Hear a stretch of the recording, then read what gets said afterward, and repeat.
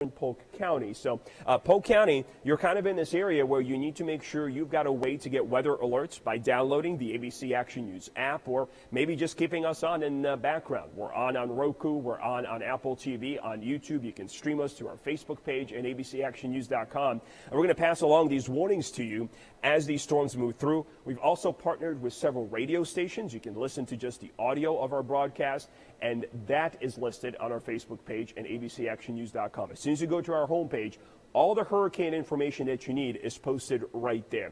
Lighter rain down towards Tampa, over towards St. Pete. We're getting breaks from time to time.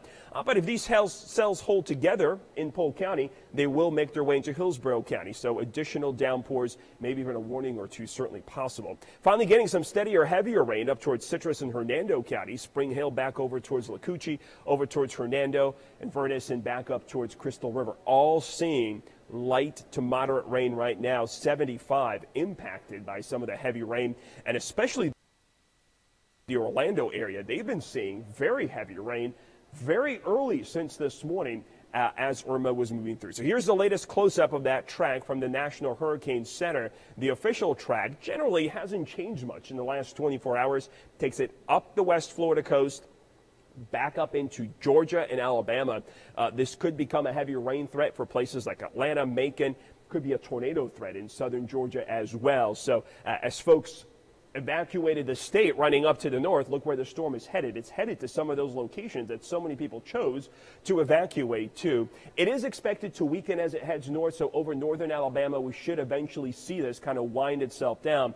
But if it sits out here for too long, of course, some areas of flooding are also possible up there in the southern Appalachians. As radar shows, it is continuing to the north. We're watching the Naples area for a possible landfall in the next couple of hours. If not, it's going to be a little farther west and north towards Fort Myers. We've got weather updates for you throughout the afternoon. Now, let's send it back to you guys. All right, thank you, Greg. And speaking of Fort Myers, we're hearing the wind is really starting to pick up there. Yeah, Clifton French reports from a safe location off I-275.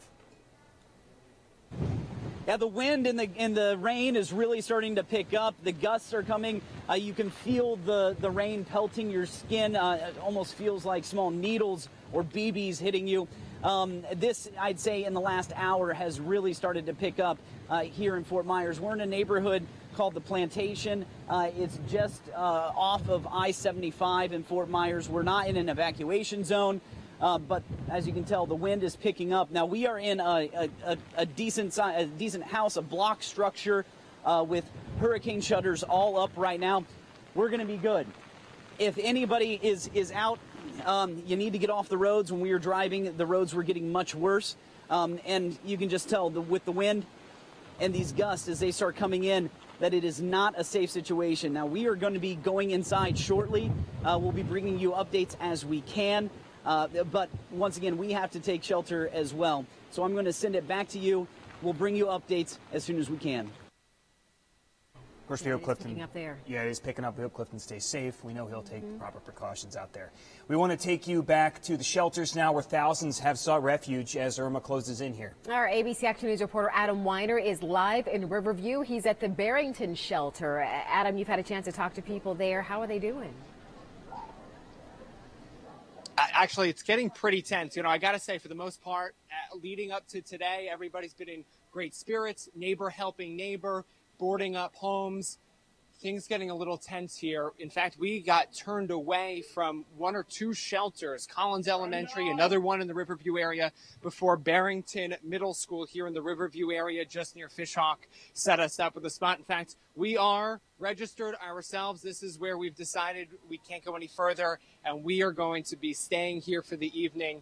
Of course, reporting on how people are doing and the conditions. And I do want to show you, we've been seeing, I would say, light to moderate rain. We've been reporting in the Apollo Beach area, Riverview area throughout the day.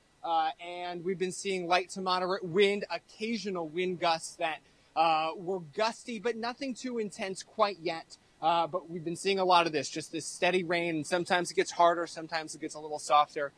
For the most part, we saw not much out in the field, but some ponding on the roads. The big concern for us, and this is the reason we've decided to stay here at this shelter location, is we started to get concerned about those wind gusts. We were told 40, 50, 60 mile per hour wind gusts would be dangerous to be on the roads, and that is why we and others are staying here. Just a little bit about Barrington Middle School here. They're going to have hundreds of people here. As of about half an hour ago, they said they had about room for about 200 more people. This is a pet shelter. Unfortunately, they just told me they've run out of room for the pets. Obviously, the pets that are here are going to be taken in. People, as you can see, packing what they can with their dogs. Gibsonton area, Fishhawk area have been coming here. A lot of people just in the past few minutes, and they've all been registering. We've been seeing a steady of people registering. Parking lots here getting packed. The folks here at Barrington, nice enough, great enough to take us in, but they are starting to fill up. They will take people in until they don't have any more room. But if you haven't decided where you're going, I really don't know. Unless you're living specifically in this community and you are still on the fence and you're getting a little worried, they will take you in. They do have a little bit of room still. And that is why we got sent here. We got sent to 2 different shelters before they said, well, we hear Barrington's got room, and we were running low on gas in every intersection. We're going down Big Bend Road. Every other intersection we were seeing out of gas, blocked off. So that was a concern as well. And you can see Hillsborough County Sheriff's Office employees are here. Red Cross employees are here. And of course, the school teachers, administrators with the school system. Actually, if you want, I can take you inside, show you a little bit about what is going to be happening. In fact, for anybody who's just registering, in fact. And again, we froze the shot there. We'll try to get back to Adam. He was going to take us inside that shelter. You know, a lot of people, so many people struggled with whether or not to go to a shelter. And a big reason that they couldn't really make up their minds is because a lot of the shelters weren't taking pets. In fact, one shelter in Hillsborough County was not taking pets at first, but then suddenly a change of heart. Rodney Dunnigan reports from Turkey Creek Middle School. People throughout Hillsborough County taking this very seriously, packing local shelters to seek safety. In fact, at last check throughout the county, about 21,000 people had packed local shelters, all sorts of families, including those here at Turkey Creek Middle School, where they're already at capacity. Joining us now is Principal Freda Johnson. Thank you first off. I mentioned the fact that you guys are at capacity. How many people do you have so far? We have approximately 320. About 320, and I know you guys are still, no matter what, going to continue to accept families. We've been taking people all morning. Tell me the process that folks are going through in the cafeteria right now. You're feeding them. Just tell me the process when folks come in. What exactly do they have to do? So when they come in, we have them sign up on a roster. They have to show their ID, and then we give meal tickets. So when they go through the line, we can account for the meals. Last night we located everyone in the gymnasium because we did not have air in the building that we were going to relocate. We're in the process now of relocating to the 800 building where we will actually stay for the duration of the storm. Were you guys surprised by the amount of people? Because I know you were supposed to open yesterday at 3 o'clock, but by 1 o'clock there were already people outside. I was definitely surprised. I was supposed to report at 1 o'clock, and when I came up, there was probably about 200 people already waiting. So we had to get set up before we could let them in, but we actually opened around 2:30. And I know a number of pet shelters as well kind of closed down throughout the county because of the inundation of animals, and you guys have kind of opened up for that as well now. Yes, that was kind of an unexpected surprise, but we have them right now in our boys' locker room, so my boys are going to be very surprised when they get back. Tell me the reaction that you guys are getting from families here. I mean, is it a sense of nervousness? Is everybody calm now that they have a safe place? Well, what's the sense you're getting from a lot of these families? I think right now they're feeling safe. They were appreciative of the air last night. I think they're happy to be in a place that they feel safe, and we're doing what we can to make them feel calm and at home. And I guess right now you guys are just preparing for what's to come a bit later on this evening and overnight. Yes, we're trying to let everyone have as much freedom as possible right now. Once we do have to lock down, it's going to be a long night.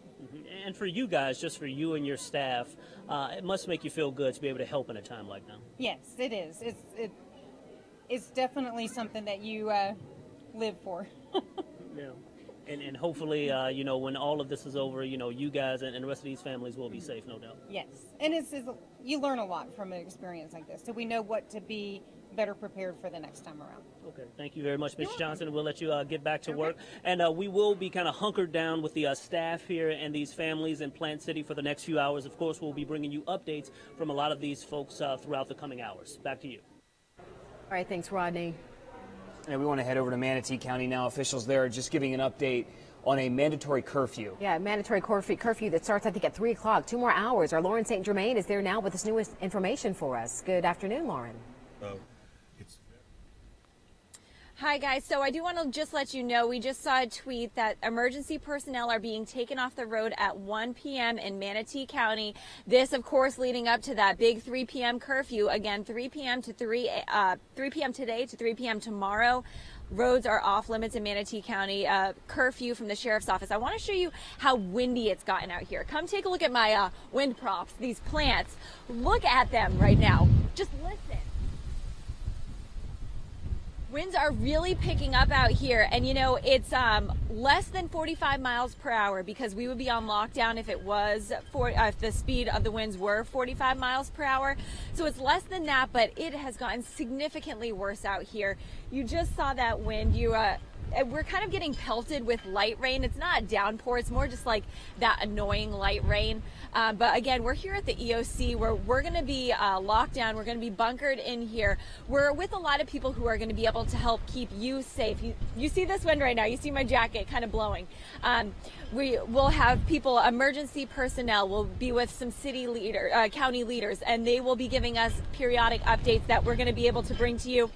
Guys, this wind, I would expect us to get locked down probably within the next half hour. I believe that's probably why they're taking the emergency personnel off the road at 1 leading up to that curfew. So again, we'll be inside this EOC center. We expect the next briefing at 3:30. We expect them to update us on the conditions, kind of just talk about the curfew maybe a little bit more, and just keep us informed of what's going on so we can pass along that information to you. We'll be streaming that on Facebook, on our website, and we'll try to bring it to you on air as well. For now, reporting live in Manatee County, I'm Lauren St. Germain for ABC Action News. All right, thank you, Lauren. We want to check in now. Laura Harris joins us in studio. She's been compiling all the latest information on social media, also a lot of your emails that you're sending us, and some more information that we're getting in from our web team. So we want to check in now with Laura over at the digital dashboard. Laura? Right, Dee, and I was just trying to text somebody else to try to get a little bit more information about a story that I'm going to bring you in just about 30 minutes. But first, let's take a look at this first. What you're seeing here is something that you probably have not seen ever before. I know you saw it just a little bit ago with Kumasi's live shot, but this is what's happening on Bayshore right now. The water has gone out so far that people are standing where the water should be, if that makes any sense. And as we were talking about it earlier today, nothing about this is safe. I understand that people are out there trying to have a good time, but when the water starts to come back in, you're not going to have any notice. I also want to show you this one right here. I know it's kind of hard to tell. This is Key West, Florida. That is an airplane. Somebody taking this picture from inside of the airport, and you can see how those planes are being lifted off of the ground because of that wind. Let's take some video though right now. I think this first one that we're about to see is from St. Pete. Hopefully we have that for you in just a moment. But St. Pete, we got this in from a friend of ours named Jason. Jason sent it in to us. There it is. You can see how the water, it looks like it's just been sucked out there. All of that should be covered in water. Water is just gone. In Odessa, we've got some video to show you as well that's come in to us. The next video you're about to see, shot by one of our ABC Action News sales employees. Take a look at her lanai there, and how the trees are already blowing, the wind there. The lanai at the top of the right part of your screen there looks like it might be a little bit damaged. And again, this is well before this storm even hits us with its full impact. I also want you to see this. There's some damage in Palm Bay, I believe, that we're just getting in. This one is from a mobile home park. You can see there's debris on the road, the roof there. It looks like it's just completely torn. Power lines are down. I talked to a friend of mine just a short time ago in Miami. She says that they lost power about 2 hours ago. And again, that was before the storm even really hit them fully. You can see all that debris on the streets there. This is yet another reason why they're... Where officials now say it's only a matter of time before conditions turn dangerous there. Lauren Rosella is live there for us and joins us now. Laura, what's the update? Yeah, so right now we're hearing that Pasco County is going to be pulling emergency personnel off of the roads. It's going to be with probably the next hour or so. That will include fire personnel. Take a look.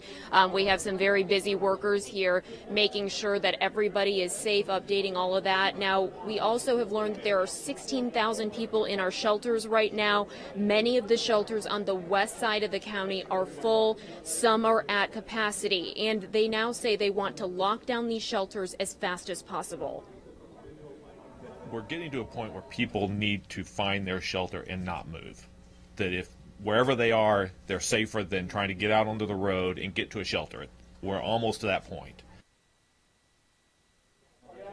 And back out here live, they do say that if someone is en route and is trying to get to a shelter, you go and knock on the door, they're not going to turn you away. They know that it's much safer to just bring you inside and wait out the storm in safe conditions. But again, as I just mentioned, some of these shelters are overcrowded. Some are already at capacity. So after the storm has passed, they may be doing some shifting around in those shelters. But the most important thing, if you are in a safe structure, in a safe place, those road conditions are getting very bad. So you want to make sure that you either are sheltering in place, you're not outside, or, you know, just make sure that you're monitoring these conditions. Reporting live in Pasco County, I'm Lauren Rosella, ABC Action News.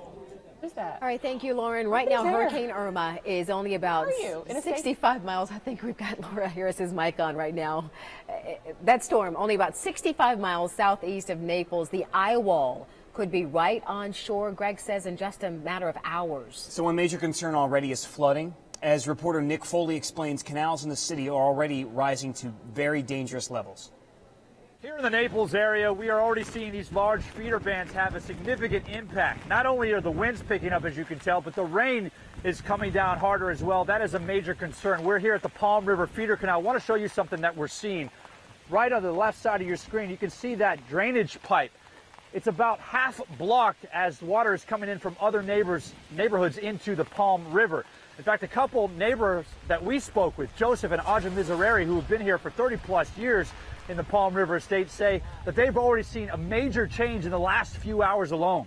The trees and the damage are already starting. The branches are breaking. The canal, which is part of the Palm River here that feeds the Cocohatchee, is already up about a foot and running like crazy. Now, Joe and his wife live in a condo several floors up, so they say they're not too concerned because they're all shuttered up, ready to go. But the concern is a real deal for so many others that will be dealing with significant surge and flooding as the day goes on. We're going to keep an eye on it here in the Naples area and report back to you throughout the day. Nick Foley reporting for us there. We are getting a sad update this afternoon from Florida Highway Patrol about 2 law enforcement officers who died today as Irma approaches Tampa Bay. We're told a sergeant at the Hardee Correctional Institute heading to work, as well as an on-duty deputy with the Hardee County Sheriff's Office heading home, both died. It's so heartbreaking. We know the sheriff's deputy has been identified as 42-year-old Julie Bridges. She died in the crash on State Road 66 near Cruiseville Road. The cause of this crash is under investigation, but our hearts go out to their families.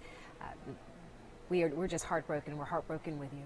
And our thoughts and our prayers are with you right now. Moving on, some homeowners are using this Sunday morning, or what was their Sunday morning, for final touches to board up their home. ABC Action News reporter Carson Chambers caught up with one family planning on riding out the storm with their pets. Well, good afternoon. We are in Clearwater making the rounds in some neighborhoods as folks make last-minute preps. David Vieira is here with us. You're outside. You're getting the last few things buttoned up. Yes. We boarded up the windows all around the house. I put some tape on the front door so the water doesn't come in. Kind of just did a hodgepodge workup on sealing up that front window, but it's a double pane hurricane-proof window, but I didn't want it to break nonetheless. And then the carport, I got a big heavy trailer in front of it to deflect the wind, and then I also have a bunch of tie-down straps attached to the back of my truck so that it will, they can flex a little bit and it can breathe and move up and down a little bit, but it won't, hopefully it won't go anyplace. And so you guys are going to be hunkered down in your house. Tell me who's here with you. I have my wife, Sherry, my dad, mom, Diane, and Ed Vieira, my daughter, Ashley, Chris Coben, her boyfriend, and our angels. We got Lily, I want to say Nikki, but Nikki's gone. The 2 other dogs, Jake and Rosie, and our cat, Skippy. So with that many animals, I just figured, you know, Mom and Dad got a mobile home up the street. They've been evacuated, so we're all locked up in here. Everything's good to go. We got tons of water. I started prepping a week and a half ago. Probably got 20 cases of water. They emptied their fridge. We have a generator. We have You're 20 set. gallons of gas. Yeah, we're good to go. We're good to go. God willing, everything will be good. I think we'll be great. All right, God bless. Thank you. We wish you the best of luck. Thank Thanks you so for your much. time. Thanks. You're welcome. Okay, back to you guys. Stay safe, guys. All right, thank you, Carson. I just got some new information that I want to pass along to you right now. The Pinellas County Sheriff's Office is restricting access into Pinellas County after the storm. So know this, that restriction will begin after the completion of the storm, and it's going to last until further notice. We talked about earlier, the governor was doing a news conference from the state capitol. He was talking about the importance of not returning home immediately after the storm. Even though it seems like it's all clear, the storm is gone, a lot of people want to get back home. They want to check out their property, make sure everything is okay. But don't do that. Don't do that until you've been given clearance to go home. And now we're hearing from Pinellas County that you will be restricted from going into Pinellas County until the all clear has been given. Okay, that's a very important update. We want to move on here to this. Hurricane Irma, of course, coming up Florida's west coast now.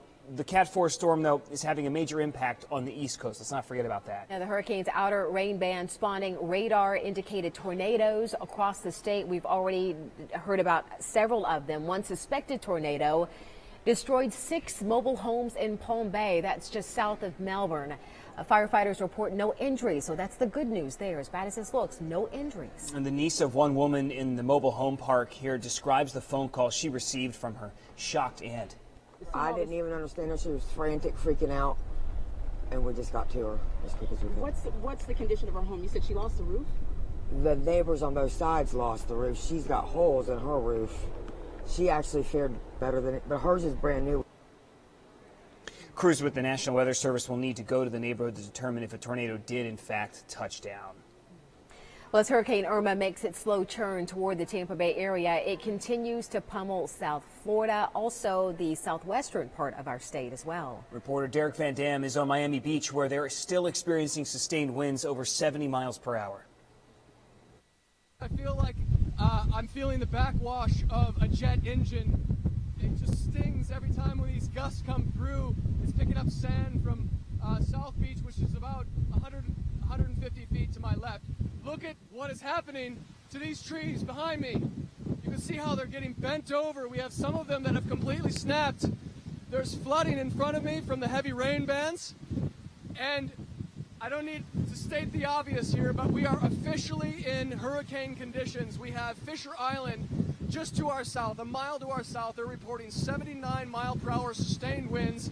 Gusts have to be higher than that, 80, 85. I'm going to pan this way with my cameraman because you got to see down Ocean Drive. That is dangerous, and we're protected here, just so you know, but that street sign is wobbling out of control, and there's another pedestrian sign behind it that was a particularly strong gust. Sorry, guys. There's another sign behind it that is completely toppled over. We've had some structural damage at the hotel that we're staying, just minor, but it's some of the awnings that are on the roof of the hotel, and it's just getting more and more intense here.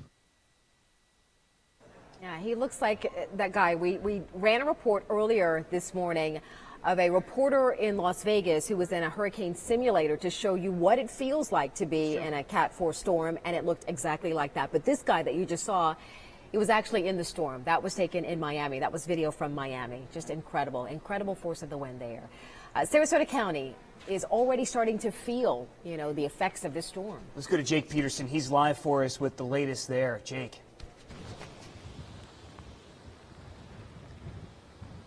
Hey guys, right now we're having those gusts right now. It's not sustained, but you definitely feel it. When you get out of the car, the door will slam shut. Just kind of show you the trees here. Like I said, it comes and goes, those gusts here in Sarasota County. They're expecting the worst to come around, not the worst, but to really feel those winds around 2 p.m. today. We just left a briefing with emergency managers. Here's what they're telling us. They have 10 shelters open. 17,000 folks in those shelters. Last night there was about 7,000. So obviously a lot more people listening to those warnings coming to shelters. They still have 7,000 spots open at the 10 different shelters across the county. We're right here off of Baja Vista Street. You can see there's hardly anyone here right now. There's one car at the stoplight right now. Another thing that's important to know, we haven't gotten the storm yet, but they're already talking about the aftermath. They have tactical teams kind of positioned strategically all throughout the county. These are police officers, first responders, power and light. They're all kind of together, hunkered down right now, and they will automatically, once the worst is over, they will start going into communities, cutting down trees and clearing roadways to make sure folks can start the recovery process. Now, of course, we're a ways away from that, but those teams are in place right now. The other thing, people, they want to remind you, the first 72 on you. So they are expecting, obviously, power outages, you to have food, water already in place. The first 72 hours after the storm on you. Now, also, I know other counties, Manatee County, they're doing a curfew. Here in Sarasota, they're saying right now they don't see the need for that. So right now, they are not expecting to issue a curfew order here in Sarasota County. But again, what you're feeling right now, some light rain, some gusts from time to time, and they're not sustained, but every once in a while when you get out, it kind of pulls you a little bit or slam your car door here in Sarasota County. Also, I want to let you know as well that they want anyone that lives in a gated community. I'm sure they've been telling this all day long, but just a good reminder. If you live in a gated community, someone needs to make sure, maybe a manager of that community has to keep the gate open, because if the power goes out, first responders are going to need to get in there right after the storm to kind of assess the situation, look for anyone who may be trapped. So that's just another reminder out there. But so the latest right now, some light rain and some gusts here in Sarasota County. Guys, let's send it back to you. All right, thank you very much, Jake. We now want to check in with Jason Adams. He's been watching the latest on the path of this storm. Yeah, track, Jason, you said at this point we just have to watch minute by minute. Yeah, we really do. And we're already starting to notice some of those differences from what it looked like earlier this morning with the storm potentially staying just offshore to now looking like it's going to graze the coastline all the way up from Naples and Fort Myers into the Tampa Bay area. So here's the latest. Still expecting it as a Category 4 storm from the National Hurricane Center. Winds at 130 miles per hour. Notice our pressure is at 933 millibars. That's important because it has not fallen, which would indicate a strengthening storm system. So we do not expect to see this as a Category 4 storm once it makes it into the Tampa Bay area. We're more likely going to see winds on the order of Category 2, where we're looking at those winds anywhere sustained from 90 to 100 miles per hour with gusts perhaps a little bit higher than that. But it would be for a short window of time. So everything that we've been seeing from Barbuda, Antigua, the Virgin Islands, the Bahamas, that's not what we're expecting with this system. Thankfully, Irma is not coming to us as strong as what it did there, but this is still one of the strongest storms to impact the Bay region in many, many years. So moving towards the north-northwest, by the way, those in Naples right now in Collier County under an extreme wind warning, as they are now seeing the eye wall starting to skirt the Collier County coast. And that's where we're looking at the winds potentially as high as 115 miles per hour there. The latest path from the Hurricane Center came in at 11 o'clock this morning. The next one won't be until 5, but honestly, the path doesn't matter. We know what's going to happen. It is going to graze the coast, maybe moving just inland, and that would set up the center right over top of us here into the Bay Area, which brings the strongest winds with the storm even after it makes landfall, but it also brings in the surge potential as we go into this evening once we start to see the winds going from where they're at now out of the northeast back out of the south and southwest, and that will bring in a lot of the surge potential for us overnight tonight into tomorrow morning. Again, we're expecting it to be here as we go for the rest of the day. We'll see rain, winds picking up, but those hurricane force conditions are expected to climb as we go into the late afternoon, especially tonight. So here's the latest radar, and I plotted the track here for you that the National Hurricane Center has been plotting over the last few hours. Notice that northerly jog. We thought maybe, hey, it might turn more into Collier County and also Monroe County, but now it's taken that left turn and it's now moving parallel to the coast once again. So the eye wall, unfortunately, looks to scrape a lot of the coastline here from Naples to Pinellas County, and that means we could see some significant damage. And again, that surge potential really picks up once the eye starts to get closer to us. So there's the current radar down to the south. Again, movement slowly off towards the north and the west, but we are going to watch the movement of this picking up. It's going to start adding a couple of miles per hour to it as the day wears on. So by the time it's up towards us, it could be moving as quick as 15 miles per hour, which would be some good news for us. And there you can see off your screen. Guys, let me know where this is at, but it looks like some power lines or cables down. They're going to let me know where exactly that is at. But of course, this is one of the dangers associated with winds over 60, over 70 miles per hour. And this is also a result, power outage as a result of this when we start to see those power flashes and the power lines coming down. All right, so a little bit closer back here to home. Very heavy rainfall now setting up north of Tampa through Hernando and Pasco counties. We could see some localized flooding out of this band from Zephyr Hills all the way back towards the coast. And we know how bad Pasco County flooding can be with not a lot of rainfall. This is a lot of rain. So we'll likely see, if not within the next few hours, definitely by tonight, flash flood warnings possibly coming out for those of you in these areas. Also, Polk County, you've got some more bands of heavy rainfall coming in off the East Coast. And this band looks to be kind of stationary right now. I mean, we're seeing movement from the east to the west, but we're not seeing a north-south movement. So that's called training, and that's going to continue to give us the risk for some flash flooding, some localized flooding certainly happening right now in these areas with the heavy rainfall. I wanted to show you this too. Here's a look at some of the wind gusts that we're seeing out there. These are the current gusts. We're seeing now nearly 50 in both areas of St. Petersburg and Apollo Beach, 53 in Wauchula, and we had a gust of 41 in Tampa, the latest now at 29. And you can see our live drive shot here. Where's this at? Is this going over the 275 bridge? Looks like it's 275. They haven't closed the Howard Franklin yet. So this is live drive showing you what it's like out there right now here in Tampa Bay. And again, we're just starting to see those tropical storm force winds moving into the Bay Area. So yeah, this is the Howard Franklin Bridge, and it looks like conditions are quiet for the moment. But again, these 40, 50 mile an hour gusts to the south are creeping to the north. And again, Naples and Fort Myers have gusted to hurricane force. And Naples, I should say, now under that extreme wind warning with the eye wall beginning to move on shore there. So putting this in motion, this is future rain and also future gusts. Notice the 70 and 80 mile per hour gusts down to our south as we go to 4 p.m. But this includes us here in Sarasota and also in Bradenton by this point. Those continue to move north through the rest of the evening, so we're all looking at those winds easily getting to the 90 to 100 mile per hour mark. But notice as the eye wall starts to move closer to us, triple digit numbers showing up. 114 to 115 mile per hour gusts. While they won't be as frequent as the 70, 80, and 90 mile per hour gusts, we can't ignore them. I think for the bulk of our area, including areas north, south, and east of Tampa Bay, we're looking at that 75 to 95 mile per hour range. Again, category 1 to category 2 winds sustained, gusts more like category 2 with occasionally category 3 gusts. So that's why we're not expecting this significant damage like we've been seeing down to areas of the south and east in previous locations where Irma's path is gone. This is 10:30. We're into the mid-80s for those wind gusts. Still looking at some 90-plus mile per hour gusts possible as we go to 10:30 tonight. So there's your window of when are we going to see the worst. It hasn't been too bad here in the area yet, and many of us, if not all of us, still have our power on. But after 6 o'clock tonight, that's when the winds really ramp up as the eye wall moves very close to us. And again, if the eye wall hugs the coast, we're looking at some pretty significant concerns for us because not one particular spot has the eye moving in like traditional hurricanes. This one would give us the eye wall potentially for hundreds of miles. That's something to think about, especially when we talk about the surge potential on the back side of the eye when it moves north of your area. Then as we look ahead to tomorrow, by 3 o'clock into the morning, I think we'll start to see those triple-digit numbers getting out of here, but still looking at the potential for a few hurricane category 1 hurricane force gusts. But most of that by 7 a.m. should have fallen back to the tropical storm force gusts. And then by 4 p.m., we're falling out of the tropical storm force gusts. We're back below that 39 mile per hour mark. And we could even see some sunshine returning as we go through the day tomorrow. So there's kind of the latest timeline for you and also a look at where Irma is now.